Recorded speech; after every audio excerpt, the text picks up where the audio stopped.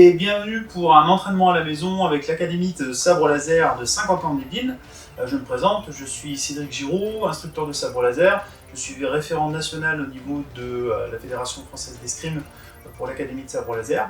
Et je vais vous faire un petit cours d'1h30 avec une dominante plutôt axée sur la forme 2 de la pratique du sabre laser, donc sur la forme qu'on appelle Makashi dans l'univers. Vous allez avoir besoin de votre sabre laser, forcément d'un petit peu d'espace. Chez moi, vous voyez, j'ai poussé le canapé, j'ai mis des choses dans les coins, c'est assez petit, donc je vais faire mon maximum pour pouvoir vous montrer des choses. J'ai une petite surface au sol, pas très grande. Si jamais vous voyez mes pieds qui dépassent ou ma tête qui est plus là, c'est pas très grave, hein, on va essayer de faire avec. C'est pas une diffusion directe, moi j'essaie de faire un cours enregistré directement en 1h30, mais en tout cas, n'hésitez pas à faire une petite pause. Je vous invite à boire de l'eau. Si vous avez très chaud, une petite serviette. 3 paires de chaussettes. Alors, c'est pas pour pouvoir les mettre pendant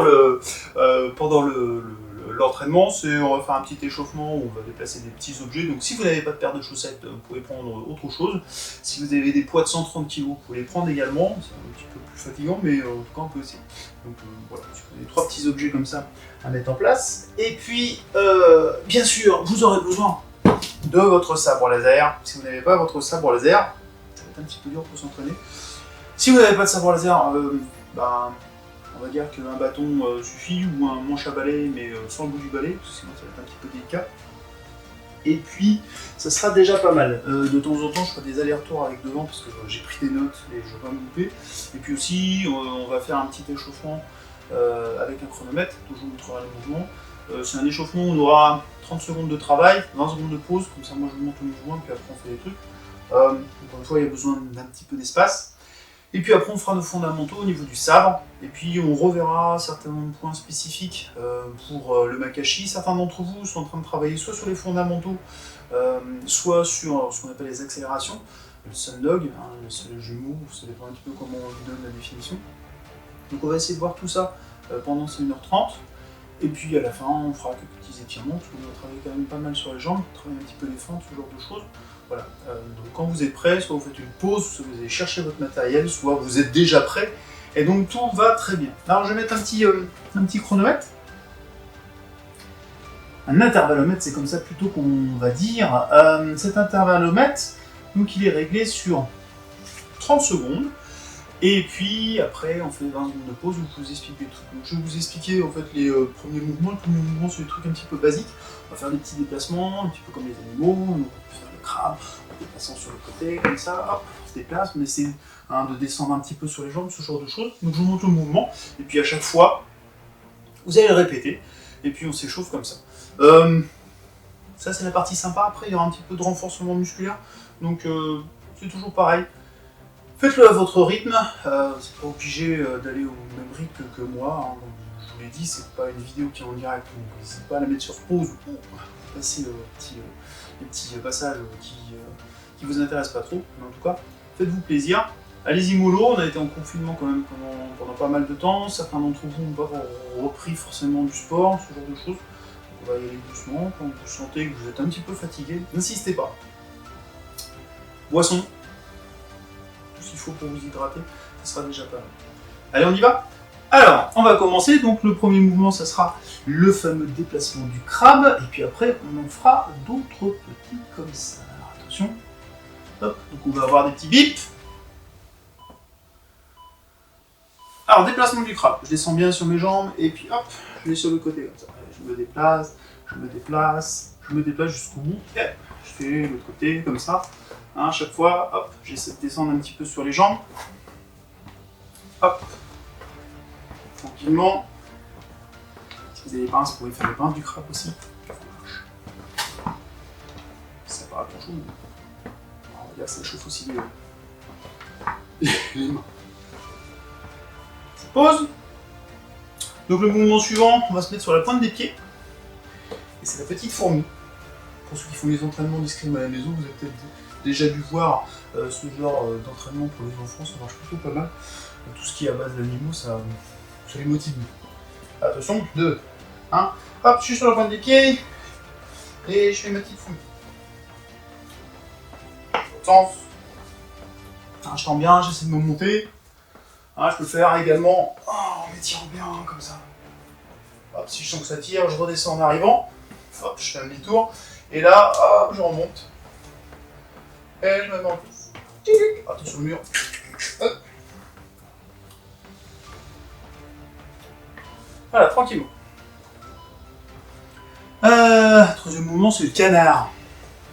Simple canard. Alors, sur le canard, on va se mettre dans cette position-là. Et puis, hop, on va essayer de monter, d'avancer comme ça, tranquillement. On se remet là, hop, on avance canard, etc. etc. Alors, 3, 2, 1, c'est parti. Allez, canard. Hop, demi-tour. Le canard, il a une petite mare ici. Hein. Hop, demi-tour. Demi-tour. Demi-tour. Allez, encore 8 secondes. C'est pénible le canard en fait. Hop, je repars. Hop, ça y est. On a fait nos 30 petites secondes. Quel animal je vous fais faire après? L'araignée.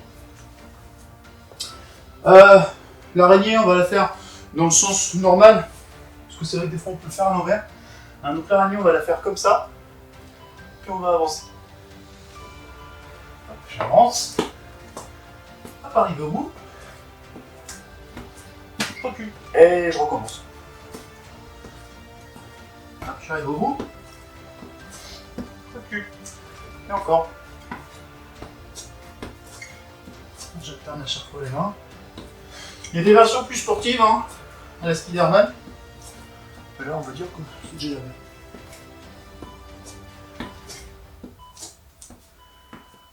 Voilà, nos 30 secondes derniers sont faites.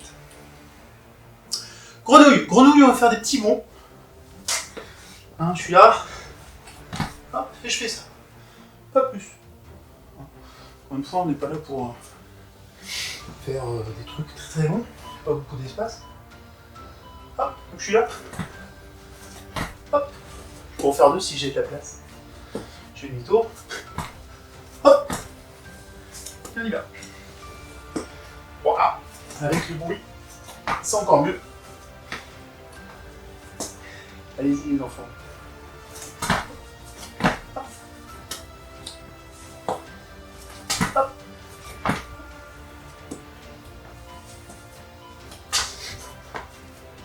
Voilà. On a fait nos petits animaux. J'en suis au près. Donc après, on commence à arriver un petit peu dans le plus chaud. Je vais descendre, me mettre en appui facial et pomper 2 fois. Tranquillement. Je suis là, je descends, je pose mes mains, je pompe une fois, je pompe 2 fois en restant bien droit et je repompe. Je descends, je pompe une fois, les coudes bien serrés. 2 fois jusqu'à toucher le torse au sol et j'en mets. Une dernière fois, 1 et 2. Hop. Le mouvement suivant va se faire travailler les jambes. Prenez la place pour du squat. Alors sur le squat, on va descendre bien droit, plutôt sur les talons que sur l'avant. Je vais faire une fente jusqu'à pratiquement poser le genou au sol. Et là, squat. Et squat. J'avance. Squat. Et squat. 1. 2. Et squat. Et squat. 1. 2. Et squat. Une deuxième, si vous êtes dans le rythme. On a fait ça, on a fait ça, on a fait ça. Alors, attention, on appuie. On appuie facial. Puis on va alterner les jambes comme ça vous savez faire. 1.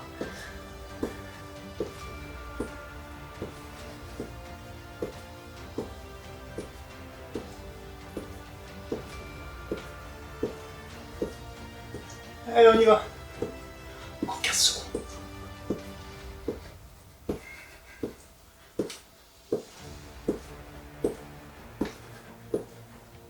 Moi, j'avais dit que je voulais pas le faire, le truc.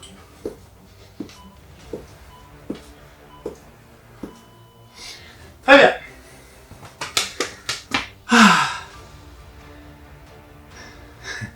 Celui-là, il est drôle. Pour un petit peu d'équilibre. Je vais mettre en araignée cette fois-ci. Là, je suis là, et puis là, je lève la jambe et je touche le pied. Avec la main opposée, forcément. Sinon, c'est pas drôle. Là, on y va. 1, 2.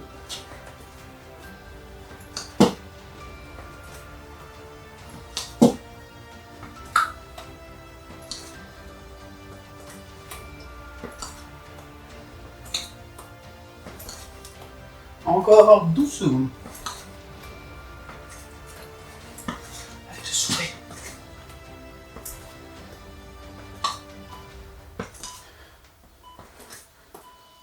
Je me méfie avec ce mouvement-là parce que fois sur 2, je me casse la figure. Ah, un petit peu d'abdos. Un petit peu d'abdos. Allez, les jambes sont fléchies. Hop, je suis là. Je vais monter. Et lever les bras. Et je commence à souffler. Dès que les bras sont derrière. Allez, j'y vais.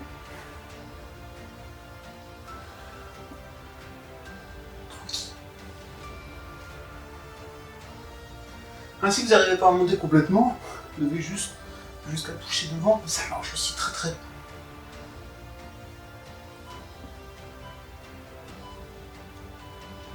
Voilà. Ça, c'est fait.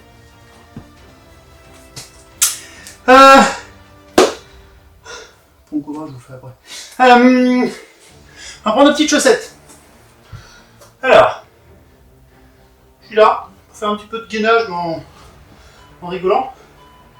Donc je prends mes chaussettes, je les mets là. Je prends mes chaussettes, je les mets là. À chaque fois, j'alterne. C'est un gainage où on va passer en fait d'un bras sur l'autre.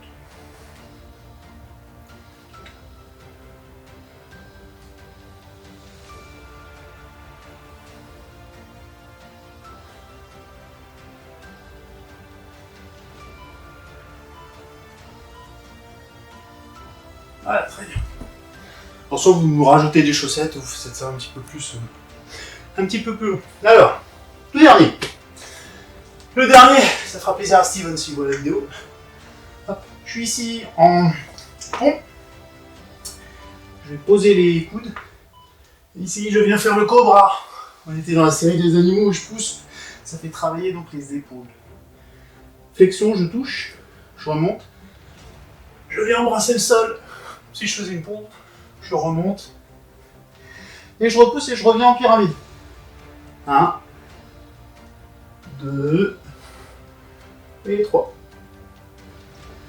1, 2 et 3.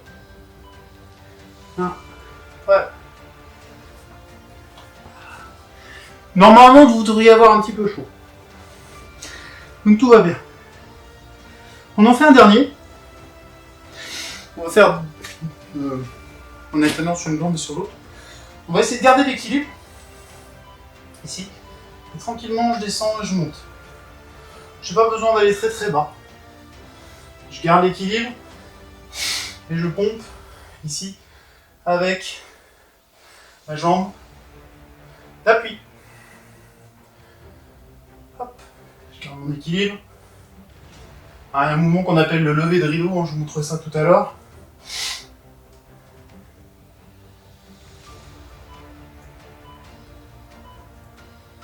Très bien. Je compte les jambes. Sinon c'est pas drôle. Oh, j'ai un petit peu de temps. Aérer un peu. Allez, 4. Hop, et je descends, je monte. Je monte.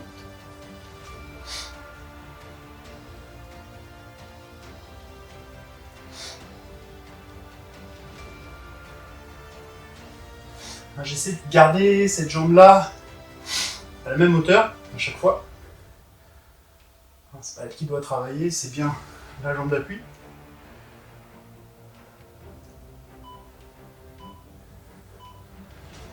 Voilà. On a terminé avec tout ça, c'est déjà bien. On se fait 2 petites minutes de pause. Tranquille. Je repasse sur mon chronomètre. Voilà, 2 petites minutes de pause. Donc normalement on sera à l'entraînement. Je vous dirais allez vous désaltérer, prenez un petit peu d'eau. Voilà, là on est à la maison ou dehors. Si vous avez votre jardin, c'est tant mieux, profitez-en. Là,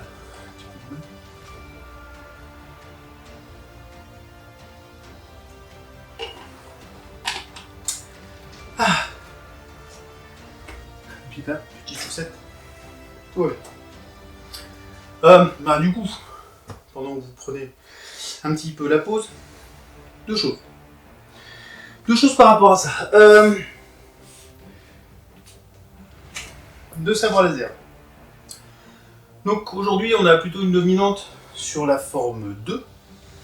Cette forme 2, dans l'historique des arts martiaux, elle est très proche de l'escrime, on va dire, escrime de l'époque, concept européenne. Je vois ça un petit peu large parce que, encore une fois, c'est pas une guerre de clocher ou quoi que ce soit, c'est cette ambiance-là qu'il va falloir retrouver dans le Makashi.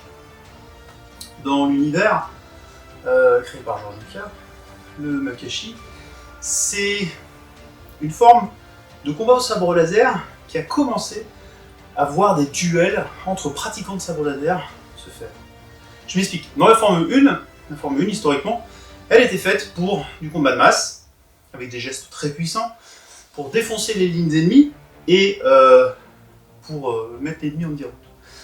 Donc souvent, très bas sur la posture, travail à 2 mains sur le sabre laser, des mouvements assez simples qui pouvaient être appris aux jeunes Jedi pour aller directement sur le champ de bataille. Ces techniques de Shisho n'étaient pas destinées à combattre d'autres pratiquants avec des sabres laser, des humanoïdes, ce genre de choses, avec des armes, mais en tout cas, pas forcément avec des sabres laser. Donc du coup, quand on a commencé à avoir les premiers duels au sabre laser, il y a une forme qui a commencé à se mettre en place, qui était le Makashi. Le digne représentant du Makashi dans l'univers, vous savez, hein, c'est comme beaucoup, Darth Tyrannus, et c'est lui qui est expert dans cette domaine. En tout cas, le personnage emblématique, c'est plutôt. Donc sur la Forme 1, on travaillait beaucoup 2 mains sur le sabre, type plutôt Kenjutsu, hein. On était dans la pratique. J'ai déjà montré pas mal de fois, mais encore une fois, les bases c'est important, les bases. Hein, donc dans cette position-là, quand j'étais dans ma forme Shisho, j'étais très typé Kenjutsu. 2 mains sur la poignée du sabre laser, la pointe à la hauteur de mon visage, de mes yeux ou de ma tête, mais pas au-dessus, ça sert à rien. Hein, voilà, à ce niveau-là. Les 2 mains face à mon nombril, mon bassin tourné vers mon adversaire, et je tenais fermement mon sabre. C'est-à-dire hein, je le verrouillais avec les poignets par-dessus. Certains d'entre vous ont peut-être fait le petit test de la balle ping-pong que j'avais montré dans une vidéo précédente, donc c'est un petit peu ça, il faut que ça tienne bien. Pas trop bas, parce que si mon partenaire appuie, je vais trop bas, pas trop haut, parce que c'est la même chose. Là je suis fort, là c'est mon bassin qui va travailler, je suis très puissant. Enfin, je suis très puissant pour passer en posture de fond, hein, sur la fin de mes coupes. Je peux être là, je peux basculer sur l'arrière si j'ai besoin de me mettre en position de retrait, etc. Donc on travaille vraiment 2 mains sur le sabre. Là sur le Makashi, on va travailler plutôt avec une main sur le sabre. Donc on va être très mobile, hein, la lame laser va se diriger, elle va se diriger en même temps grâce à mon poignet, mon avant-bras et mon poignet, tout seul. Je peux avoir effectivement des flexions, des extensions de mon poignet, mais je peux me servir également de mon avant-bras, de la flexion aussi de mon bras pour pouvoir amener des parades, des gardes lunaires, ce genre de choses. Donc du coup, dans l'esprit un petit peu martial, On va se retrouver, comme je vous l'avais dit précédemment, soit avec de l'escrime européenne, soit avec du kung fu. On va être assez typé kung fu. C'est pour ça que, vous voyez, là j'ai pris une petite épée chinoise qui va bien, parce qu'il y a une très bonne prise en main à une seule main. Et c'est une épée qu'on va pouvoir soit piquer avec la paume en l'air, soit piquer avec le tranchant de ma main, dans ce sens-là, ou le tranchant de ma main vers le bas, à l'inverse. Donc soit on va avoir paume de main vers le ciel, tranchant de la main vers le bas, ou tranchant de la main vers le haut. Et la particularité du Makashi, c'est que ce sont des frappes assez légères et également beaucoup des stocks. J'entends déjà des voix s'élever par rapport à les stocks. Encore une fois, hein, les stocks en combat sportif au sabre laser, il est prohibé au niveau de la SLFFE, c'est interdit. Pourquoi? Parce que la lame laser, hein, le tube en polycarbonate ne plie pas sur une stock. Pour faire plier, il faut déjà appuyer comme un fou. Donc c'est très percutant. Et même avec les protections qu'on a mis en place au niveau de la SLFFE, le plastron de hockey, ça peut être très très impactant et être dangereux. Et encore plus si vous n'êtes pas protégé au niveau de la fourchette cernale, ce genre de choses. Donc c'est voilà, les stocks interdits en combat sportif. Point. Mais ça n'empêche pas que dans la pratique martiale du sabre laser, les stocks elles existent. Les stocks elles existent dans l'univers, les stocks elles existent dans les romans, dans les films, les BD, tout ce que vous voulez. Donc de temps en temps, il y a des Jedi ou des Sith qui vont faire des stocks pour empaler, percer leur adversaire. Mais les stocks, elle est aussi caractérisée par beaucoup de petites touches. Chez nous, on appelle soit des touches légères, soit des frappes shim, très légères, qui visent en fait à handicaper, à blesser l'adversaire, mais sans le tuer. C'est assez flagrant, si vous vous souvenez du film L'attaque des clones, quand le comte Dooku se bat contre Obi-Wan Kenobi, il lui fait deux petites touches qui mettre hors de combat Obi-Wan, forcément, mais il l'a pas tué. Il allait le faire après, et Anakin est arrivé à ce moment. Donc c'est dans cette optique qu'il va falloir travailler, entre guillemets, notre forme de Makashi. C'est une forme où on va se retrouver du coup, moins le bassin tourné vers notre partenaire, c'est-à-dire qu'on va commencer à s'effacer, encore une fois on s'efface pour pouvoir limiter les zones de touche. On va offrir un minimum en fait d'ouverture par rapport à cela. C'est-à-dire que dans notre forme Shisho Netella, dans notre forme Makashi, on va commencer à tourner ce bassin. Ce bassin va commencer à tourner et du coup le pied arrière peut s'ouvrir. Dans la forme Shisho, on est vraiment, le pied avant est dirigé vers le partenaire, le pied arrière est lui également dirigé vers le partenaire. Pourquoi? Parce que si ce pied est ouvert, mon bassin tourne. C'est naturel. Et si je veux forcer mon bassin à être face à mon adversaire, alors que ici mon pied est ouvert, je vais avoir une contrainte au niveau du genou. Le genou va partir par ici et mon pied par là. Donc c'est dangereux, ça peut être traumatisant. Donc si dans la forme Shisho, on est ce bassin vers le partenaire, dans la forme Makashi, on va se retrouver un petit peu assez escrime, on ne va pas se leurrer sur la chose. C'est une forme très proche de l'escrime, même si je vous dis aussi qu'il y avait quand même pas mal de kung fu dedans, on verra dans des mouvements un petit peu spécifiques, mais malgré tout, on va être quand même pas mal dans cette posture. Je reprends mon sabre laser. Hop. Je vais revenir sur ces positions de garde spécifiques. Là, j'ai dépassé un petit peu mes 2 minutes de temps pour vous expliquer le truc. Normalement, voilà, vous avez votre rythme cardiaque qui est retombé un petit peu, tout va bien. Donc on va allumer notre sabre de lumière, sur la couleur que vous souhaitez. Et puis on va travailler nos orbites pour terminer cet échauffement au niveau des membres supérieurs. Donc on va faire des orbites. Alors, encore une fois, j'ai assez peu de place. Si je touche mon mur, ça sera de ma faute. Mais c'est aussi une bonne... comment dire, c'est un bon entraînement de travailler près d'un mur, surtout quand on fait des orbites. L'orbite, elle doit vraiment ici être très proche du mur. Au final, quand je vais la faire, il faut vraiment que je sois très proche du mur. Là, j'ai 40 cm.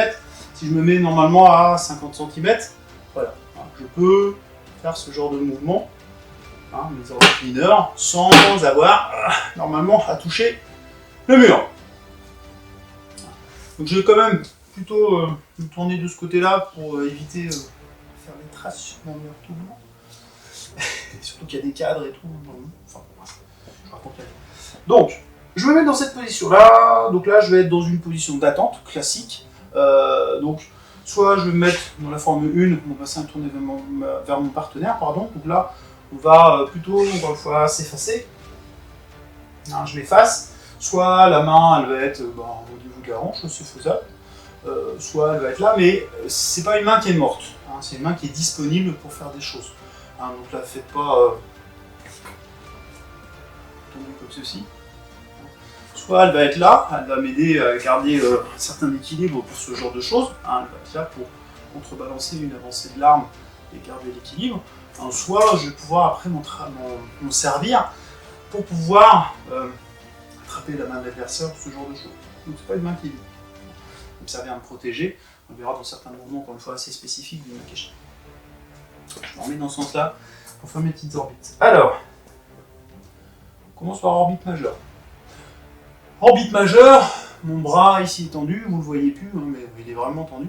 La pointe est dirigée vers l'avant, et cette pointe est sur mon pan sagittal. Et cette pointe, je vais l'amener vers le bas, elle va passer sur ma grande porte, elle va remonter, et je vais l'amener derrière moi. Je regarde toujours la pointe, hein, ça me permet de faire travailler tout nos machines articulaires. Le bras est toujours tendu, je passe bien derrière, et je passe devant. Et j'essaie de faire en sorte que la pointe soit sur un cercle qui me traverse complètement sur le plan sagittal. D'accord ? Je peux partir dans l'autre sens. Donc ça, c'est une orbite qui remonte, une orbite remontante, parce que la pointe ici, elle va remonter. À la différence de tout à l'heure, on avait fait une orbite qui était descendante, parce que la pointe tombait.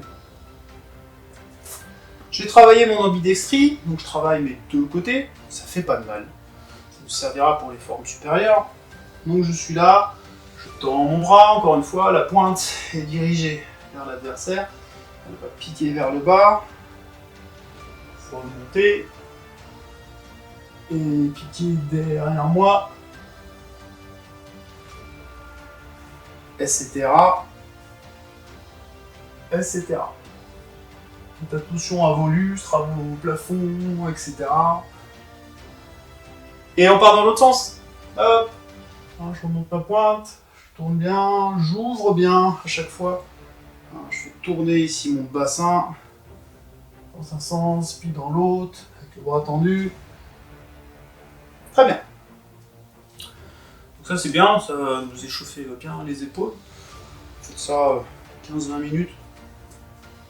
Pour ceux qui ont fait certains stages avec moi, ça vous rappellera certaines choses. Ok, orbite mineure. Mon orbite mineure, elle va commencer par une petite impulsion. Je vais faire tomber la pointe, et quand la pointe tombe, ici, je fléchis mon bras. D'accord. Ce plat est fléchi, pardon. C'est pas un travail qui va se faire uniquement ici au niveau du poignet. D'accord. Et encore moins en ouvrant les doigts. Les obédiences de pratique de sabre laser ouvrent les doigts sur des orbites. Si le sabre il est cueilli en cours de route par l'adversaire à ce moment-là, ça va voler dans tous les sens. Donc je vais toujours faire en sorte que mes doigts soient toujours en contact avec la poignée du sabre laser. C'est important. Désolé pour la petite coupure, mais l'appareil se relance au bout d'un certain temps.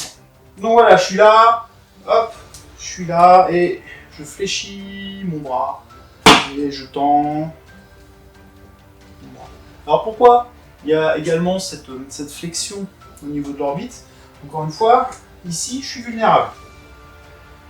Ma poignée de sabre laser, ma main sont vulnérables. Donc en fait, je vais ramener ici, je ramène la poignée vers moi pour éviter de la laisser à portée de sabre et du coup léger hein, de mon adversaire. Je suis là, hop. Bien sûr, on peut également ramener dans l'autre sens, et c'est pareil. Quand je vais ramener, je vais fléchir, vous voyez ce bras, hop, dans un sens et puis dans l'autre. Je me décale un petit peu, j'essaie de faire prendre soin de mon mur. Donc là, hop, je suis là, et cette fois-ci, je vais faire donc, des précessions d'orbite. Donc je passe en fait sur ma petite porte et puis ma grande porte. Bon, tranquillement. Toujours en fléchissant ici le bras au besoin. Très bien. On peut le faire également en remontant.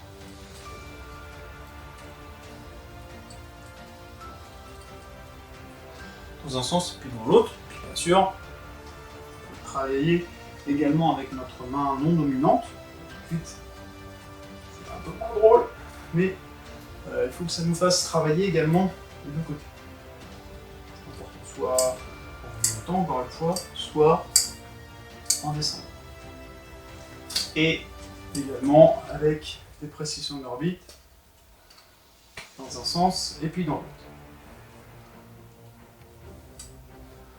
Je suis un peu. C'est pas un super mouvement, mais encore une fois, j'essaie d'éviter de marquer mon mur. Très bien. Tout va bien. On est bon au niveau des poignets, au niveau des coudes, au niveau des épaules. Maintenant, on va travailler un tout petit peu le bas des jambes. Donc au niveau des mouvements inférieurs, il y a plusieurs types de déplacements qui sont très typés Makashi. Il y a la fente purement d'escrime, c'est-à-dire que quand je vais être ici, je suis dans une position d'attente, et de cette position d'attente, je vais lever légèrement le bout de mon pied, lancer la jambe, et après partir en fente. D'accord ? Donc cette fente ici, elle est plus longue, bien sûr, qu'une position de front. Dans la position de front, quand je suis dans ma position de front type Shisho, vous voyez que ici, ma jambe arrière est tendue, le pied est encore dirigé légèrement vers l'avant, et ici mon genou est à l'aplomb de mes orteils.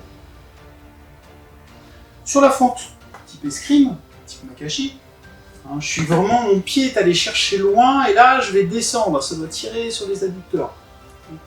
Je ne fais pas trop vite tout de suite, on va les échauffer un petit peu. Donc ce pied ici, il est ouvert cette fois-ci, il est à 90 degrés, et là je descends et je vais chercher également très loin. Ça pique. Donc si vous faites la fente et que vous n'avez pas envoyé assez loin votre pied, ce qui va se passer, c'est que sur votre fente, vous allez vous affaisser ici. Vous allez vous affaisser sur votre genou. C'est dangereux pour votre genou. Donc on va éviter ce genre de choses. Il vaut mieux à la rigueur faire la fente comme ça et pas être ici à 90 degrés au niveau du mollet. Mais en tout cas, on a bien envoyé le pied. C'est important de bien envoyer le pied. Donc je fais un petit peu ces adducteurs qui ne sont pas forcément prêts sur notre pratique. Donc il y a plusieurs petits exercices qu'on peut faire. Donc c'est ce genre de choses. On va passer à droite et à gauche, tranquillement.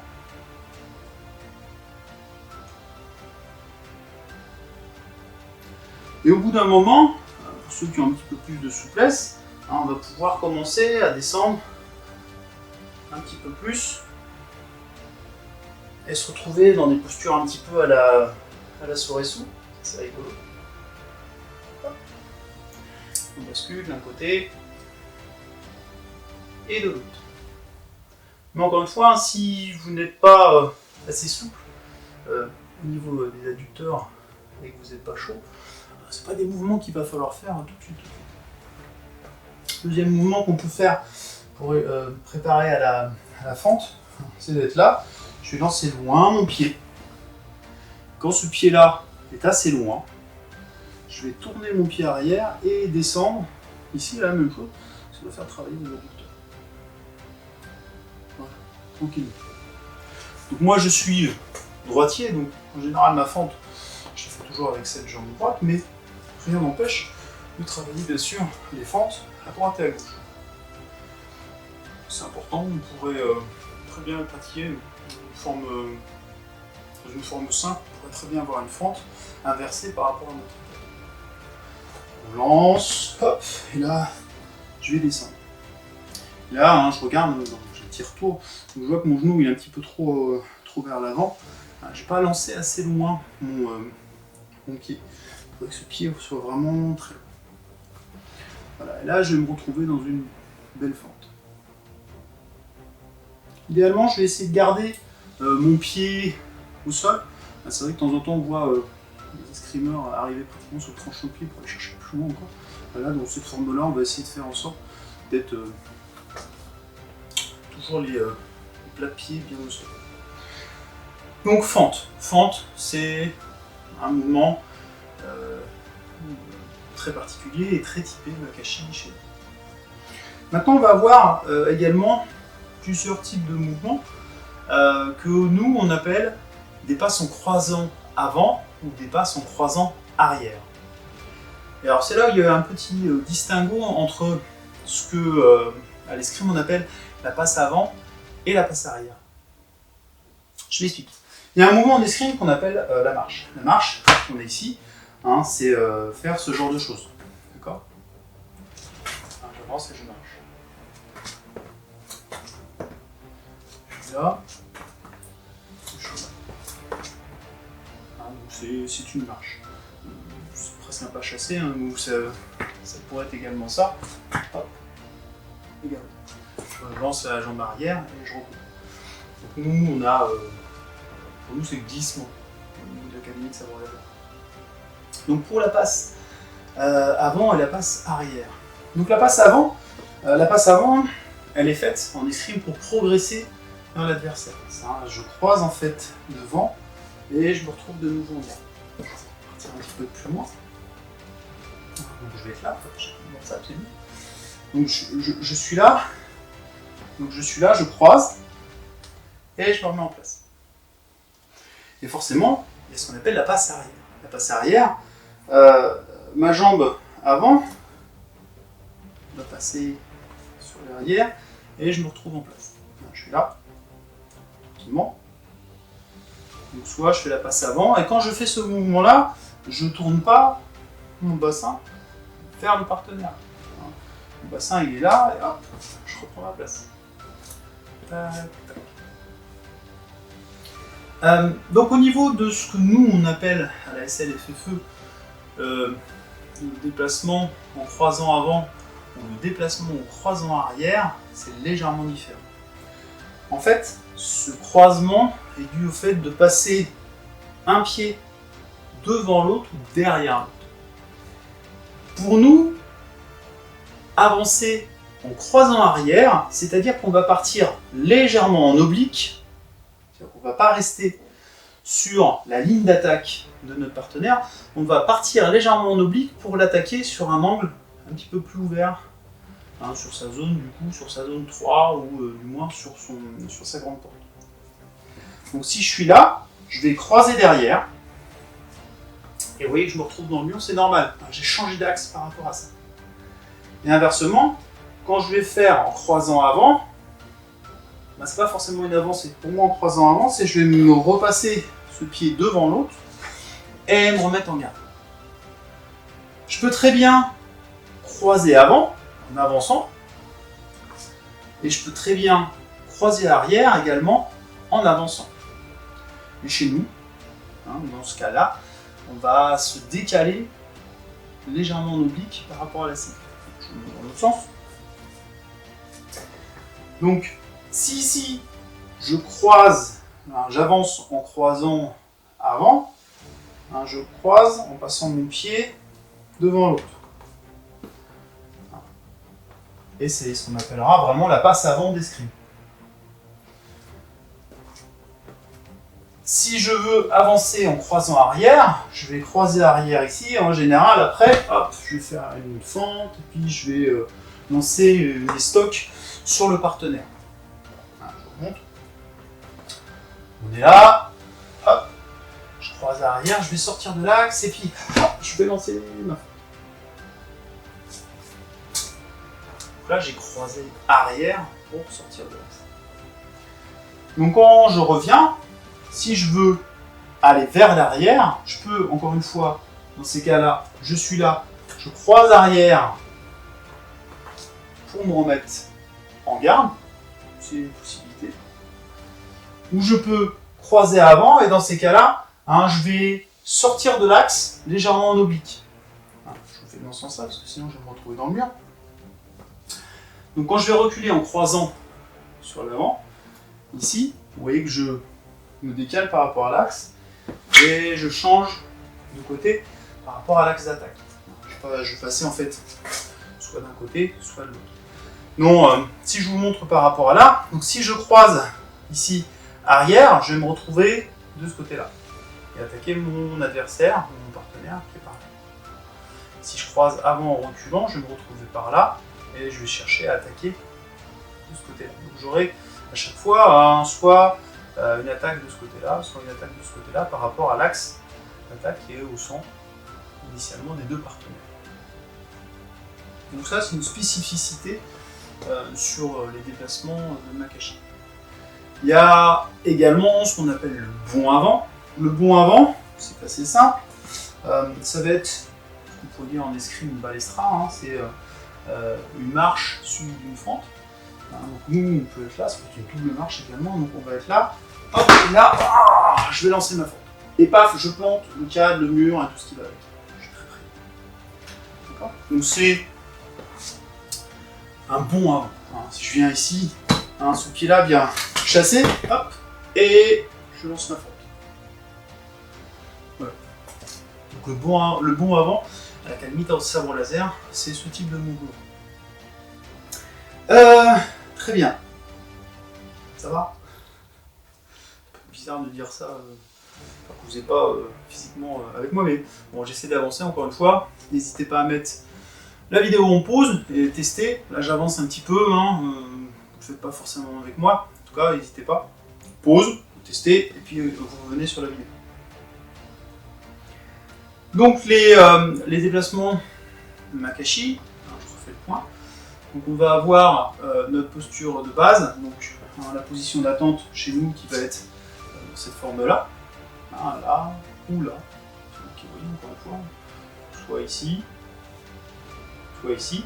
Mon bassin est effacé, il n'est plus tourné vers mon partenaire, donc ce pied-là est également un tout petit peu plus ouvert. Voilà, je tiens mon sabre. Comme si j'étais au final, vous voyez quand je suis là, là je suis dans ma position d'attente forme 1, Shisho. Et là je suis dans ma position d'attente, forme 2, Makashi. Donc le bas du corps a changé, j'ai supprimé une main, mais au final, la tenue du sabre reste identique.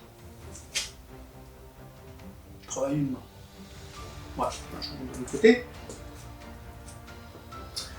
Donc ça c'était bien centré, ouais. Donc là j'étais sur ma forme 1, et là je suis sur ma forme 2.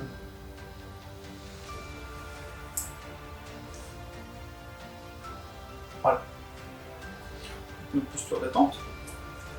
Il y a également ce qu'on appelle la posture d'attente. Ici, on va le voir sur les sphères Makashi. La posture d'attente, ici en Makashi, elle est là. C'est un peu la posture du cavalier, ce qu'on appelle également le chevaucheur du bac. Je suis là, chevaucheur du bac en Shisho, il était comme ça. Et en Makashi, on va se retrouver comme ça. C'est exactement la même. Je mets le profil par rapport à vous. Voilà, donc là j'étais dans ma forme Shisho. Et vous voyez que dans ma forme Shisho, je ne sais pas si vous voyez l'angle de mon dos par rapport à mes jambes. Ça doit être le même. C'est-à-dire que souvent en fait les gens, ils sont là, bien droits, mais en fait, ça va creuser les lombaires, c'est pas forcément très agréable. Donc vous voyez l'angle qui est actuellement celui de mon mollet, et bien en fait, voilà, ça doit être également celui de mon buste. Quand je suis là, en posture du chevaucheur, je ne suis pas tout droit, je suis légèrement sur l'avant, ici, pour que, encore une fois, ma colonne vertébrale et mes mollets soient sur le même angle. Et donc quand je vais être en Makashi, je vais être dans cette forme-là. D'accord? Dernier angle, pour vous montrer la chose. Donc, chevauchant du bac, Shisho, comme ceci, Makashi. C'est fou, hein? Voilà. Et après, hein, dans les fondamentaux, ce que vous devez présenter pour le premier grade du Makashi, ce sont donc les déplacements. Donc il y a 3 déplacements. Il y a déplacement en croisant avant, déplacement en croisant arrière. Encore une fois, hein, l'arrière et l'avant, chez nous, ne veut pas dire forcément qu'on recule ou qu'on avance. On peut très bien croiser devant en avançant ou croiser devant en reculant. Et c'est la même chose avec croiser derrière. On peut très bien croiser derrière en reculant ou croiser derrière en avançant. Encore une fois, c'est une question de stratégie par rapport à l'adversaire et comment vous voulez l'attaquer. Et après, il y a notre bout, hein, l'hyper step, hein, comme en anglais au niveau TPLA. Donc le bond avant, vous avez vu que c'est en fait une espèce de pas chassé qui va amener une fente. Et bien sûr, il y a la fente. Hein, la fente, sa caractéristique, encore une fois, hein, j'insiste bien là-dessus pour protéger votre articulation du genou, c'est-à-dire que dans la position de fente,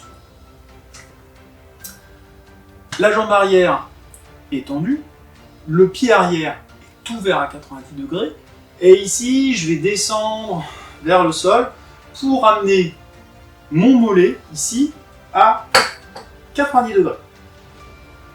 Pas plus, pas moins, idéalement. Voilà. Donc, tout ce qui est posture, on a fait un petit peu le point. Maintenant, on va voir un gros travail sur les sphères. Un gros travail sur les sphères Makashi. Alors, il va y avoir 3 types de sphères. La sphère Corona, la sphère Chronosphère et la sphère Photosphère. Ce sont nos 3 parties, en fait, au final, au niveau de la lame laser. La Corona, c'est la pointe.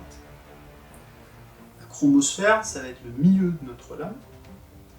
Et la photosphère va être en fait à la sortie de la lame laser de l'émetteur. D'accord ?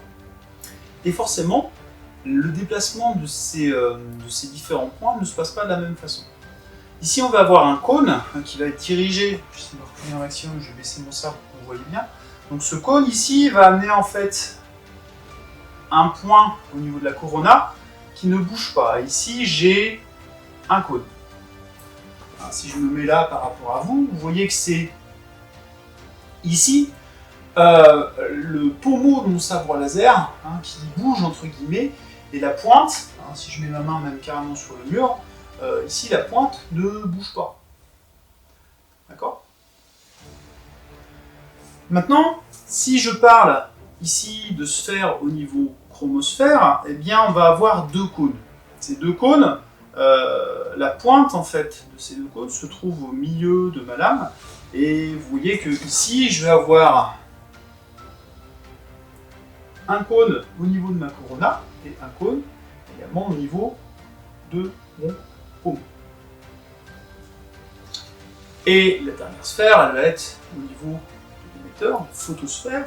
Et la photosphère ici, je vais amener en fait un cône dont la pointe reste l'émetteur et la base en fait, du cône dirigé vers le partenaire.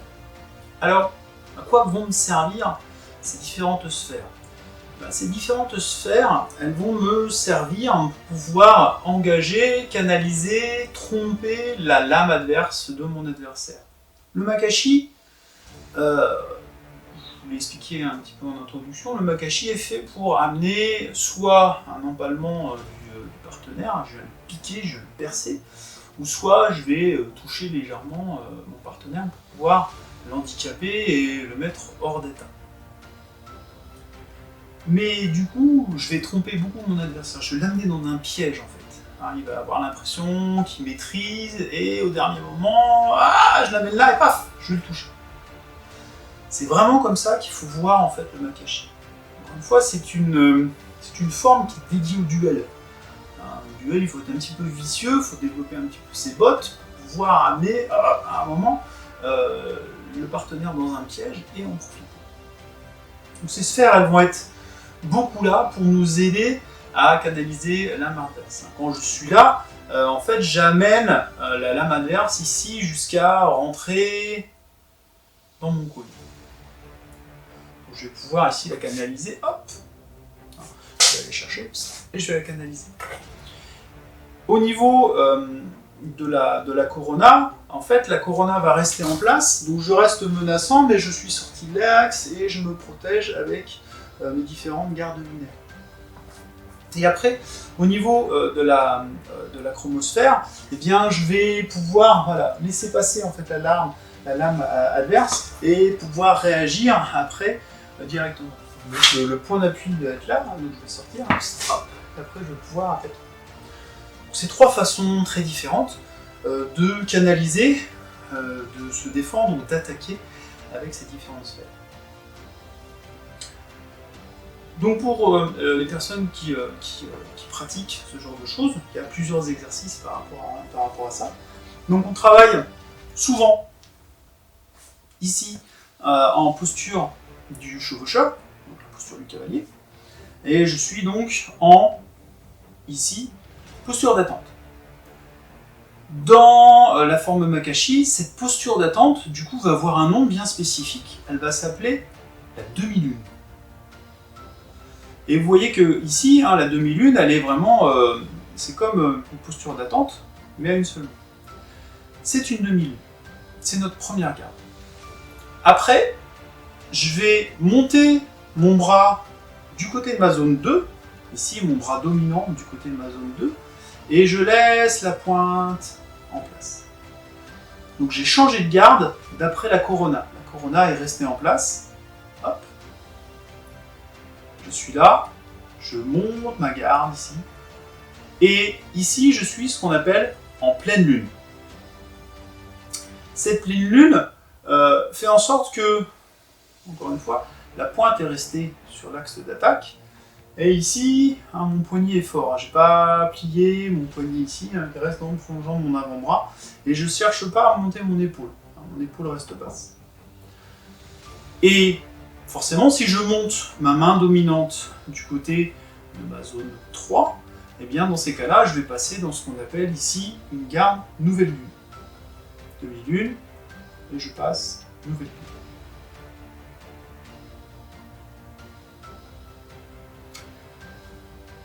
Ce que je dis souvent à mes élèves ou aux personnes qui m'envoient des vidéos et qui me demandent un petit peu leur avis par rapport à ce genre de choses, eh bien c'est que quand je fais ces trois gardes lunaires, surtout celle qui va être du côté zone 2 pleine lune ou du côté nouvelle lune, du côté de ma zone 3, c'est déjà, encore une fois, baisser l'épaule et ne pas chercher à tourner son corps. Souvent les gens ils vont être soit comme ça, ou soit ils vont se tourner énormément au niveau du buste et le bassin bouge. Donc là, en fait, quand je vais présenter mes gardes ici lunaires dans la posture du chevaucheur, du bac, eh bien, encore une fois, hop, je suis là, je me mets en place, hop, je suis là, et je ne cherche pas à tourner mon bassin. Pour le moment, c'est un travail qui se fait au niveau donc, de la corona, et j'essaie de faire en sorte de détendre mes épaules, et travailler vraiment le membre supérieur, mais sans avoir une torsion au niveau de ma colonne vertébrale. D'accord ? Je me mets de profil. Ma posture du chevaucheur, ou la posture du cavalier, comme on l'appelle, c'est celle qui fait feu, hop, tout petit peu plus comme ça, voilà, très bien. Donc je suis là, donc ici, la pointe reste en place, je monte, je suis dans ma garde lunaire en pleine lune, je redescends en demi-lune, et ici je vais monter en nouvelle lune. Alors, regardez bien ce genre de choses, parce que souvent les gens qui font les gardes lunaires ont leurs mains assez basses. Souvent les gens en fait ils font une garde lunaire en étant à ce niveau-là. Cette main-là elle est pas assez haute. Il faut vraiment qu'elle soit au-dessus de la tête pour avoir un angle de protection important au niveau de ma lame laser. Et d'un côté et de l'autre également. J'ai tourné un petit peu trop mon bassin. Hop. Je suis là. Donc cette main-là, elle doit vraiment monter assez haut. Je détends mon épaule pour pas qu'elle monte. Dans l'autre sens. Voilà. Je suis là. C'est ma demi-lune. Je monte de ce côté-là. J'arrive sur ma pleine lune. Je redescends. Je monte sur ma zone 3. Je suis en nouvelle lune. Et la pointe, encore une fois, de mon sabre laser, ne doit pas changer de niveau. Un travail à deux qu'on fait souvent, vous pouvez le faire si vous avez un trou dans votre mur, ça marche bien. En fait, c'est de demander à votre partenaire de tendre le bras à la hauteur de votre corona.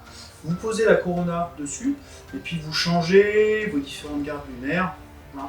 Entre guillemets, dans un premier temps, vous prenez appui en fait sur la main du partenaire, et plus ça va, plus vous allez alléger en fait le point d'appui jusqu'à ne plus avoir totalement le point d'appui au niveau de sa main et pouvoir travailler seul. Cette corona, elle doit toujours rester ici, hop, je suis là, elle doit rester au même niveau. Je peux focaliser mon regard dessus pour qu'elle reste en place. Donc là, j'ai changé de garde lunaire d'après ma corona. Je peux également changer de garde lunaire, cette fois-ci d'après la chromosphère. Alors le mouvement va être légèrement différent. En fait, je focalise mon regard ici sur le milieu de ma lame et je vais changer ici les gardes lunaires d'après le milieu de ma lame. D'accord ? Donc il faut vraiment imaginer ici qu'on a un point entre guillemets fixe et que je change les gardes lunaires d'après cette partie. Forcément, cette pointe, elle n'est plus au même endroit. La corona n'est plus au même endroit qu'elle devrait être par rapport à ça. Pourquoi ? Parce que ici, je change ici de sphère. Donc la corona, elle va forcément bouger par rapport à ça. Donc il faut se focaliser vraiment sur le milieu de la lame. En fait, ce mouvement-là, je suis là, et ici, je me focalise sur le milieu de la lame. Voilà. Et je change mes différentes sphères. Nouvelle lune, demi-lune, pleine lune. Demi-lune, nouvelle lune, etc., etc. Et enfin, les changements de garde lunaire d'après la photosphère, c'est assez simple. Ça va se faire avec un mouvement ici de balai. Il faut faire attention à mon mur, encore une fois. Donc ici, quand je vais être, par exemple, en pleine lune, je peux très bien changer ici d'après ma photosphère. Tac, tac. Ça serait l'équivalent d'un frapper les tempes. Frapper les tempes, souvent on le voit sur la forme 1. Je descends un petit peu pour que vous voyez bien mes mains. Hop. Ici, je fais un mouvement. Ici, c'est vraiment un disque en fait qui passe au niveau de ma tête et qui a un angle plutôt vers le bas. Donc, quand je vais faire ces changements de garde après la photosphère, hop, vous voyez, ça fait ce genre de choses. Là, ça va, je descends un petit peu plus haut de lumière. Voilà. Tac, tac. Photosphère, photosphère. C'est des mouvements qu'on peut faire également ici. Là, on va balayer en fait l'attaque adverse. Tac, tac, tac, tac.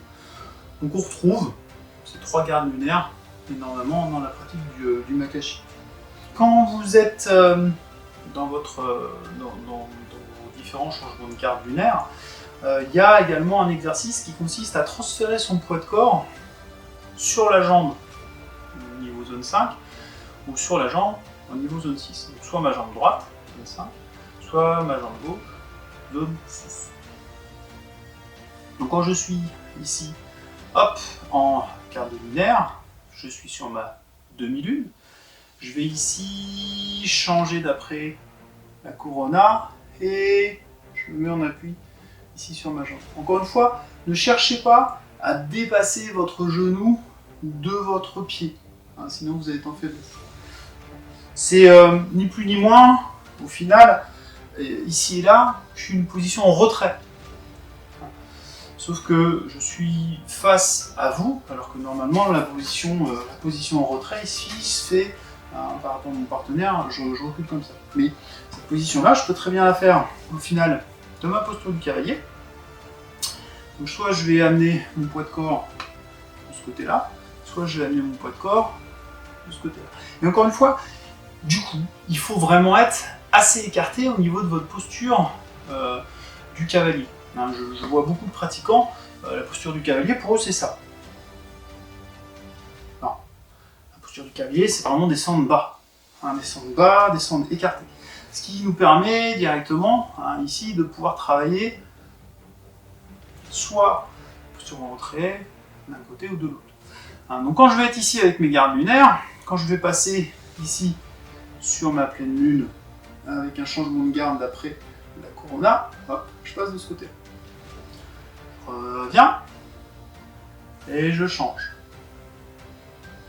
Je reviens, et je change.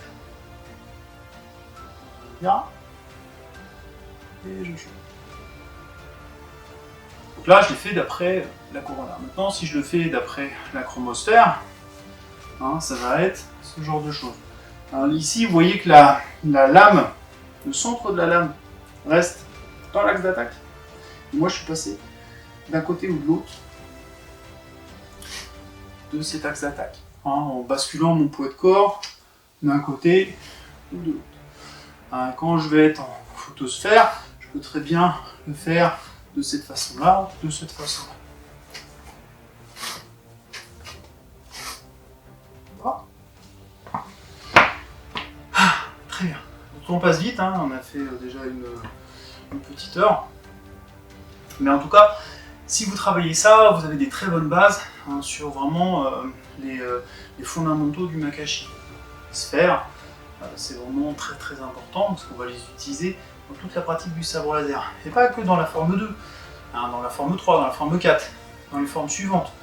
Donc c'est vraiment très très important d'être à l'aise avec la nomenclature déjà, et puis également avec ses postures. On refait le point.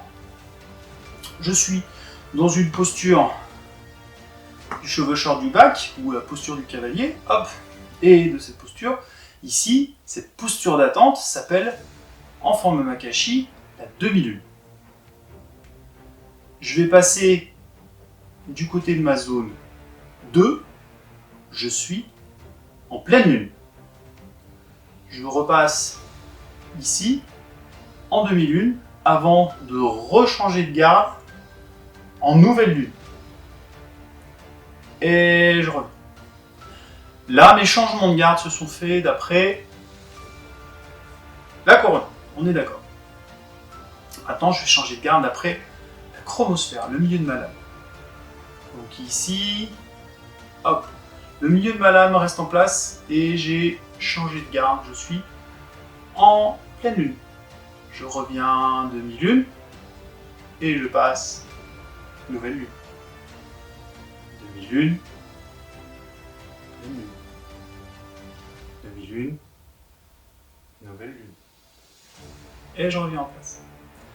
Et si je fais ces changements de garde après la photosphère, je vais être ici, hop, en pleine lune sur ma zone 2 en photosphère, nouvelle lune en photosphère sur ma zone 3.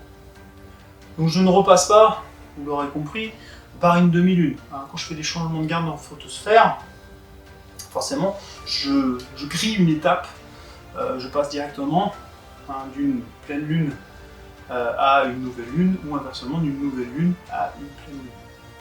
Ça dépend un petit peu de ce qu'on va faire.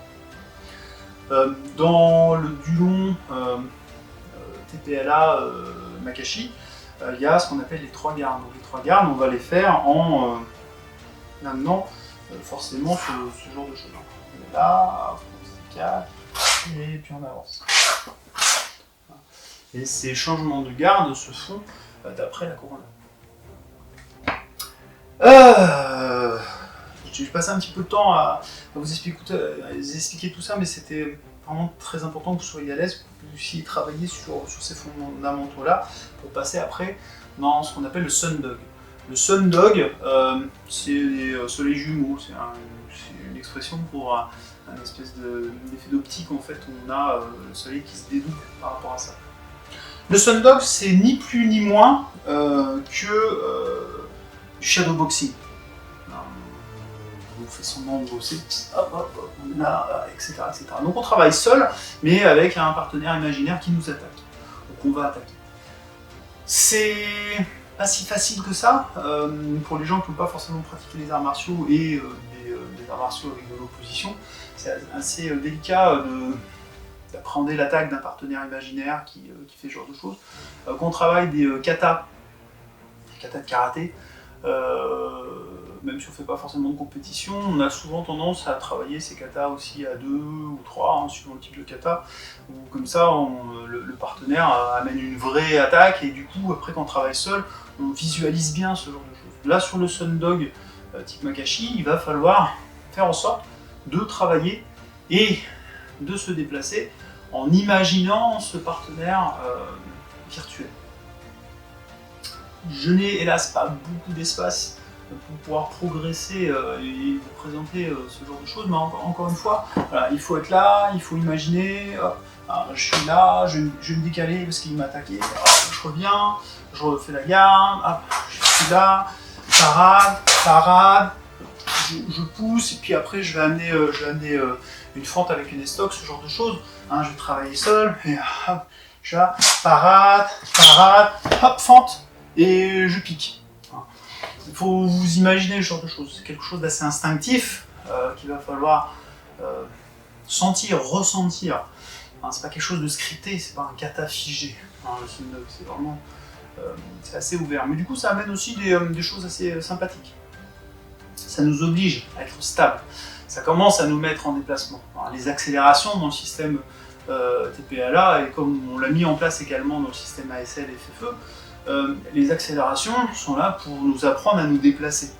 Les bases et les fondamentaux, on était en statique. Alors, statique, on s'est déplacé un petit peu, on a fait quelques petits déplacements, mais là, sur les accélérations du Shisho, on a appris 3 mouvements de base pour pouvoir se déplacer. On avait la grande avancée, le glissement, ce genre de choses. Là, dans le Sundog, c'est un petit peu pareil, on va devoir se déplacer et imaginer des parades, imaginer des attaques par rapport à notre partenaire. On est censé ne travailler qu'avec un seul opposant. On n'est pas dans un trip où ils sont 40 000. Pourquoi pas? Mais en tout cas, il faut travailler dans un premier temps assez simplement pour pouvoir, encore une fois, appréhender ce travail seul.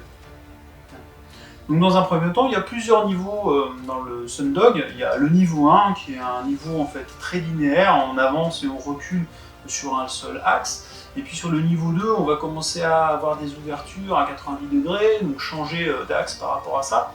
Et puis après, au niveau 3, on va vraiment tourner, chercher, on est là, on va faire plein de choses par rapport à notre partenaire imaginaire.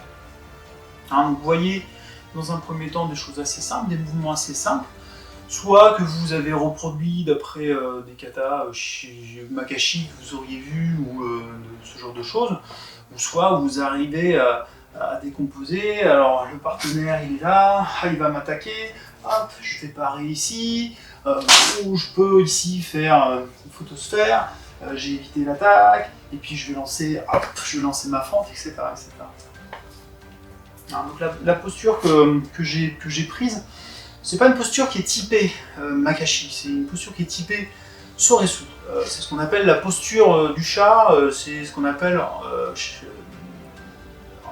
au niveau ASLFE, c'est la fausse posture. La fausse posture, c'est assez simple, c'est une posture où en fait on va mettre tout notre poids de corps sur la jambe arrière. C'est-à-dire qu'en fait, j'ai pas de corps sur la jambe avant. Ma jambe avant, vous voyez ici, elle est juste là pour contrebalancer entre guillemets le poids. Donc il faut que je puisse libérer ce pied parce que c'est dans l'esprit où on pourrait donner un coup de pied, ce genre de choses. Donc dans ce type de travail, la fausse posture, quand je suis soit en posture d'attente, on garde inversé, je suis là, hop, je peux regrouper, et ici je suis assez bas. Et encore une fois, je peux très bien lâcher pied pour pouvoir être stable. C'est pour ça que je vous ai fait travailler ce type de mouvement. Je lève mon genou et puis voilà, il faut que je sente le travail. Il y a un autre mouvement qu'on appelle le lever de rideau. Le lever de rideau, c'est ça. Sur ce type de mouvement, encore une fois, ici il faut être à l'aise avec notre jambe d'appui pour pouvoir aller lever ce pied-là et au besoin donner le coup de pied et faire des choses un petit peu rigolotes. Donc le Sun Dog, ça a l'air simple, c'est pas tant que ça. Mais d'un autre côté, quand vous allez passer ce niveau-là, vous commencez à appréhender des choses assez intéressantes. C'est plus difficile, comme je vous disais un peu plus tôt, c'est plus difficile si vous n'avez pas pratiqué l'opposition avec un sabre laser ou ce genre de choses. Parce que visualiser le partenaire et travailler avec un partenaire fantôme, c'est pas si facile. Donc n'hésitez pas, pour mes pratiquants, à m'envoyer des vidéos que vous aimeriez, entre guillemets, avoir un feedback dessus. Donc ça nous permettra d'en parler. Mais dès qu'on pourra reprendre l'entraînement collectif, en tout cas, c'est vraiment quelque chose sur lequel on va beaucoup travailler pour que vous soyez à l'aise. C'est pas inintéressant ce Dog, parce qu'au final, quand vous allez créer des chorégraphies de combat, vous allez beaucoup vous inspirer de ça. Pourquoi? Parce que dans la chorégraphie de combat, qu'est-ce que c'est? C'est une opposition entre une ou plusieurs personnes au final. C'est quelque chose que je vais déjà penser dans ma tête avant de commencer à travailler avec un partenaire. Je vais me dire, tiens, ah ouais, ça serait bien, on pourrait faire ça, Et puis après, je vais être avec mon partenaire, et ça marche ou ça marche pas. Mais c'est normal. Au final, penser des choses qu'on est seul et après les mettre en application avec un partenaire, il y a toujours une différence entre les deux.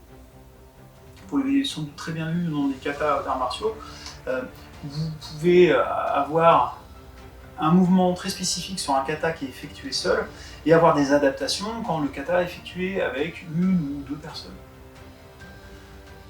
Forcément, on n'a pas exactement les mêmes gestes. C'est le même cas pour les judo TPLA qu'on exécute seul, mais il y a des mouvements dedans qu'on peut exécuter à deux et forcément il y a un léger réajustement à avoir au niveau du mouvement. Donc sur les Sun Dog, c'est une bonne approche pour le combat chorégraphié également. Donc, faut pas hésiter à le travailler. Rappelez-vous, j'ai envie de vous dire, parce que je vois mon petit gamin et sa petite sœur souvent faire les foufous, eux c'est bon, ils sont des milliers à les attaquer, ils meurent tous à la fin, mais en tout cas ils essayent de les attaquer. Donc je vois bien mon petit gars qui part dans tous les sens et qui se bat tout seul contre des légions et des légions d'adversaires. Et ben, rappelez-vous de ces moments-là, ces moments où vous avez eu quand vous étiez petit, quand vous jouiez à ce genre de choses, parce qu'on y a tous joué, garçons et filles. À un moment, on était agressés, puis voilà, on faisait la guerre, tout ce que vous voulez. Sun Dog, c'est ça. Sun Dog, c'est ça, et faites-vous plaisir dans ce genre de choses. Je développe pas plus en fait ce point-là, parce qu'encore une fois, je suis limité dans mon espace pour pouvoir présenter des mouvements corrects. J'espère qu'on aura l'occasion rapidement de pouvoir pratiquer et faire ça ensemble. Donc du coup, il nous reste une quinzaine de minutes, je vais enchaîner sur des mouvements un petit peu spécifiques au Makashi. Il y en a un certain nombre qu'on va retrouver dans le Judo TPLA. Il y a la queue de la comète, il y a l'éruption solaire, il y a le lever de rideau, il y a la verrière de Vespine, il y a la nuée de l'âme et il y a également les rotations de type Nebula. Les rotations de type Nebula, c'est un petit peu spécifique, mais on les voit effectivement quand on est dans le Judo TPLA. On voit également dans le Judo, c'est l'effet feu Makashi. Mais voilà, on a ce genre de choses. On va parer, ici tourner, et hop, faire ce genre de choses. Et là, c'est la même chose. Parer, tourner, et on va reculer, hop, et se remettre en position début. Je pense qu'on reparlera de ce type de mouvement un petit peu spécifique. Donc là, je vais laisser Nebula de côté, et on va plutôt parler des autres. Alors, l'éruption solaire. L'éruption solaire, c'est un travail où on va envoyer une attaque sur un partenaire avec une attaque qui va s'effectuer de cette façon-là. je vais dans un premier temps supprimer mon sabre pour pouvoir vous montrer la chose. Normalement, il y a 2 lignes sur le sol, j'espère que vous les voyez. Donc en fait, je vais mettre entre ces 2 lignes-là, il faut imaginer encore une fois, une ligne d'attaque avec le partenaire. Donc sur cette ligne d'attaque-là, en fait, je vais des fois dévier une attaque, mais c'est pas forcément le cas systématiquement. Et ici, je vais tourner ce pied-là. Et envoyer l'autre loin sur l'axe d'attaque. D'accord ? Donc ce pied-là peut soit rester en place, soit avancer. Je peux avancer, commencer à le tourner, et après je vais lancer loin l'autre. Dans cette posture-là, je m'en mets là pour que vous voyez bien les positions de mes pieds. Donc l'adversaire est par là. Dans cette position-là, ce pied-là est à 90 degrés par rapport à l'axe d'attaque. Pourquoi ? Parce que si je le mets sur l'axe d'attaque, ici, mon polygone de suspension il est réduit pratiquement à 0 et je ne tiens pas le coup. Donc il faut que ce pied-là soit ouvert, parce que l'autre pied qui est parti vers l'adversaire n'est, vous avez vu, on n'appuie que sur la pointe des pieds. Donc ici, il faut vraiment que je puisse tenir cette posture-là et être stable. Je suis là, je tourne le pied et je lance ma jambe loin. Plus je lance cette jambe loin, plus je vais m'approcher de mon partenaire. Rappelez-vous que le makashi est là pour tromper, pour amener l'idée à notre adversaire qu'il est en sécurité. Et je peux très vite, avec un bond et une fente, me rapprocher de lui très dangereusement jusqu'à l'empaler. Donc cette notion de distance du makashi, elle est très intéressante parce qu'encore une fois, l'adversaire doit imaginer qu'il est hors de danger, qu'il est dans sa sphère de protection, et je vais pouvoir me rapprocher très rapidement de cette sphère et la pénétrer au besoin pour pouvoir toucher mon adversaire. Donc quand je suis dans ce type de configuration-là, je suis là avec mon sabre laser, je vais essayer de ne pas égratigner les meubles autour de moi. Donc je suis là, je vais, comme si j'amenais une parade ici, et il faut imaginer que le partenaire, du coup, va partir, parce que je l'ai paré, et je viens le chercher très loin. Donc soit je vais le chercher très haut, soit je peux aller le chercher bas au niveau des jambes. Ça, c'est vous qui voyez. C'est quelque chose qui marche très bien en combat sportif. Ça marche très bien en combat sportif parce que l'armée d'engagement, il est fait naturellement par le déplacement de mon corps et pas par le déplacement du sabre. C'est-à-dire que normalement, sur l'armée d'engagement, type ASL FFE, j'amène mon arme sur l'arrière, elle a dépassé, entre guillemets, ma posture, mon axe, et après je la renvoie vers l'adversaire. J'ai donc récupéré la priorité. Là, en fait, ce qui se passe, c'est que c'est mon corps, au final, qui va dépasser mon sabre. C'est-à-dire que mon sabre, il bouge pratiquement pas. Je peux l'amener, bien sûr, pour accentuer ce mouvement-là. En fait, c'est mon déplacement de corps qui va me donner cette priorité. Donc, je suis là, et j'envoie mon attaque. Et si vous êtes à bonne distance du partenaire, si vous cherchez assez loin, vous avez des chances de le surprendre et de toucher ses membres inférieurs. C'est pas si mal que ça. Et de plus, cette posture ici, il faut que je garde l'équilibre. Pourquoi ? Parce que si je dois repartir, tout de suite, il faut être très réactif. C'est-à-dire que c'est pas une posture où je suis figé à l'arrivée. C'est pas une posture où là, je peux plus rien faire, je suis là, la main au sol ou quoi que ce soit. Non, je suis là, je suis disponible. Ça a loupé, mon partenaire peut revenir. Je vais pouvoir à la rigueur parer avec une garde lunaire, ce genre de choses. Donc sur ce type de déplacement, vous êtes là, je suis en demi-lune, dans ma posture d'attente, et je viens tourner mon pied, amener l'autre pied très loin, et lancer mon attaque. Il y a juste un tout petit creux là entre mon canapé et le meuble. Je me sens pas si mal que ça. Donc ça, c'est pour l'éruption solaire. Autre mouvement qu'on voit qui est assez efficace, c'est la queue de la comète. La queue de la comète, il faut imaginer que c'est une triple attaque. C'est une triple attaque où dans un premier temps on vient ici donner un coup de pied. Je suis là, je viens donner un coup de pied. Je suis là, je viens donner un coup de pied et en même temps un coup de poing. Et j'utilise ma dernière main pour me protéger. Ça donne ce genre de choses. C'est pas un moment qui est facile, parce qu'encore une fois, il faut garder l'équilibre sur ce genre de choses. Donc je suis là, et je décale, et paf. Et je dois pouvoir rester en place. Donc ça se travaille. Encore une fois, votre équilibre, pas le cas là, votre équilibre il doit être assez fort sur votre point d'appui. Je suis là, hop, tac. Donc quand je le fais avec le sabre, et je vais essayer de pas péter mes vitrines, donc ça serait moche, parce que c'est un fouetté. C'est un fouetté au niveau du sabre, donc ça part très vite. Il faut le tenir bien au niveau de la main, parce que si vous le faites en combat sportif, ça risque de binguer assez fortement sur le masque de protection de votre partenaire. Donc c'est pas parce qu'il a un masque d'escrime qu'il ne sent pas les coups. Encore une fois, maîtriser ce genre de choses. Et comme c'est un fouetté, il va falloir vraiment la freiner au niveau de l'attaque. Donc je suis là, je viens en général, je viens cercler. C'est pas moi. Je viens cercler là, hop, et je lance. D'accord. Donc pour vous entraîner, vous pouvez très bien partir de cette position-là. C'est ce qu'on appelle ici la lune gibbeuse. C'est un mouvement qu'on voyait dans la Formule 1. Je ne peux pas pousser mon sein, donc je suis là et je vais lancer mon sabre. Donc c'est un fouetté. Et il faut que j'aille chercher loin. La jambe ici, il faut qu'elle parte loin. Comme si vous vouliez donner vraiment un coup de pied. Paf. Il faut garder un micro moment d'équilibre par rapport à ça. Le lever de rideau, je vous l'ai montré tout à l'heure, c'est un mouvement où on vient couper vers le haut ici et en même temps lever la jambe.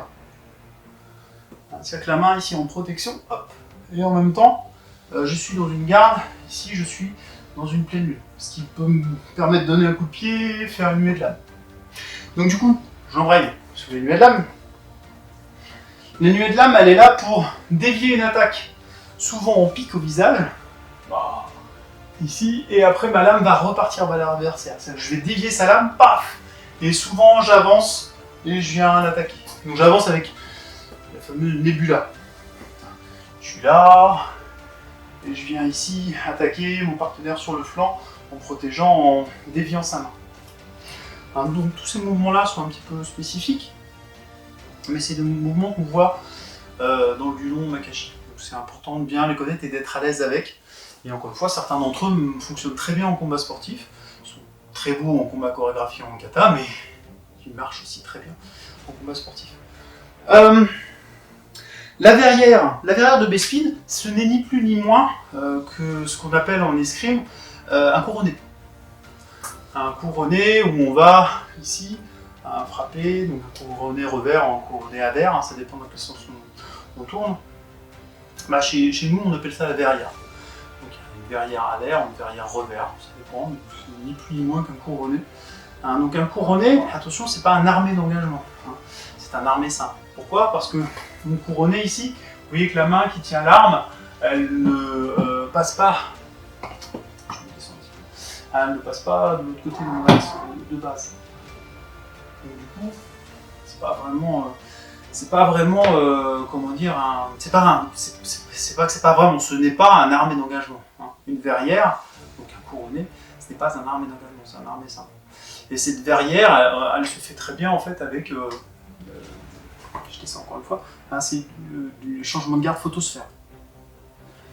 Ça, ni plus ni moins, quand je fais ce type de mouvement-là, ça, voilà, c'est purement une verrière de Bespin. Je vous ai expliqué la nuée de lame, la rotation du nubula, on la verra la prochaine fois. Ça fait déjà pas mal d'infos que je vous ai partagées, donc n'hésitez pas à m'envoyer un petit message si vous voulez des explications. Peut-être me demander plus spécifiquement un cours sur un mouvement en particulier. J'espère qu'on pourra sortir, se regrouper ensemble sur Guyancourt. Hélas, la municipalité nous a refusé de nous regrouper pour pouvoir s'entraîner à 10 personnes. Ça a peut-être évolué, en espérant que la crise sanitaire va s'alléger. Tout le monde, ça fera du bien. Voilà. Je vous avais pas demandé au départ si vous aviez un petit tapis ou quelque chose. Là, il nous reste quelques minutes. Ce que je vous propose, c'est de faire des petits étirements tranquilles pour pouvoir éviter que demain on ait mal à nos membres inférieurs. Donc, on va travailler assez simplement. Hop. Je vais mettre mon petit tapis le plus loin possible pour voir bien la chose. Donc, on va déjà commencer par les mollets, tranquillement. Ici, je vais amener un pied dirigé vers l'avant. L'autre pied ici va être bien le talon au sol. La jambe est bien tendue. Voilà. Et là, je vais pousser sur le meuble et en même temps, je vais tendre excessivement cette jambe-là. J'ai assez peu de poids sur cette jambe-là. Hein, le poids est vraiment ancré là. Et là, ça doit tirer sur le haut du mollet. Donc, on va refaire une série d'étirements comme ça. Hop. 30 secondes et au bout de 10 secondes, on change. C'est parti. Hop.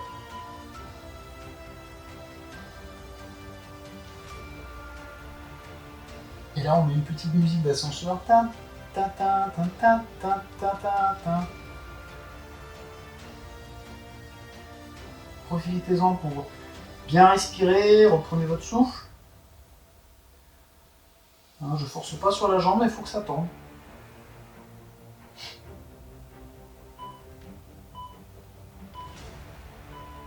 Voilà, je détends toujours très progressivement. Hein, je fais des petits étirements comme ça, je vais passer de l'autre côté. C'est la même chose. Hein, ici, je tends bien mon pied. Voilà, c'est parti. Donc le pied doit être bien dans l'axe de ma jambe. Et je tends, je tire.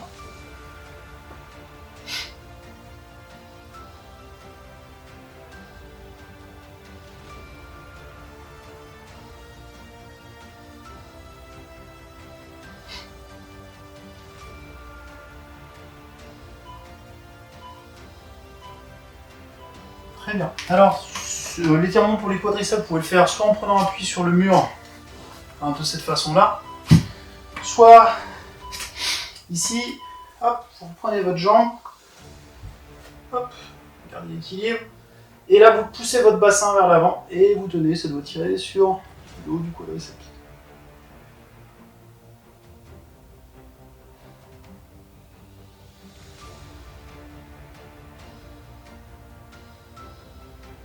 Encore 10 petites secondes.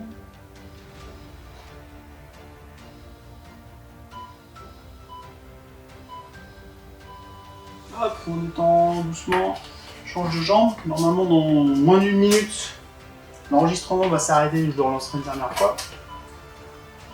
Hop. Et j'amène bien le talon sur la fesse, je pousse mon bassin vers l'avant, et ça doit tirer sur le haut du quadriceps. Et je respire, hein, c'est pas des mouvements bien sûr qu'on fait en apnée.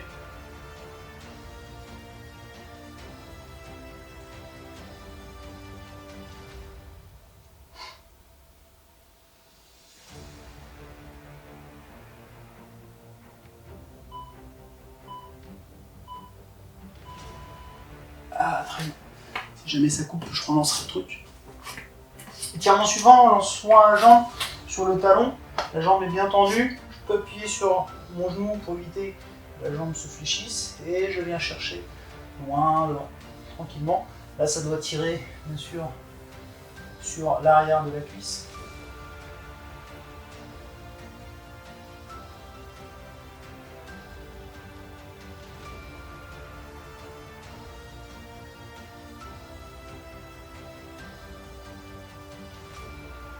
Encore quelques secondes. Voilà, je détends toujours progressivement. Je change de jambe. Je mets mon talon loin. Et je tourne. Et je descends vers la jambe. Ça me fait des choses en lui.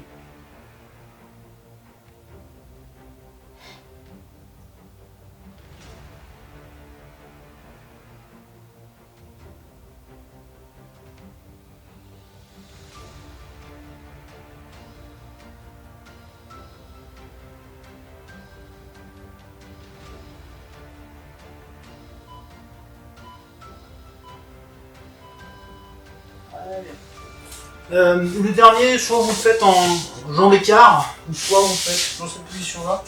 On va mettre bien ici les talons vers soi, et on va pousser avec les coudes les jambes vers le bas, descendre du genou vers le sol. Quand ça tire au niveau des adducteurs, on tient. Avec le sourire. Sandra avec le sourire.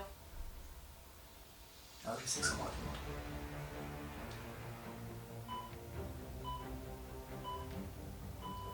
Et voilà.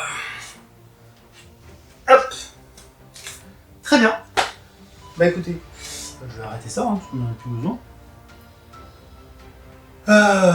On a fait une bonne heure et demie de cours, j'ai pas mal blablaté, donc ça fait beaucoup d'informations, j'espère que ça vous aura plu. Merci à vous en tout cas si vous avez suivi ce cours.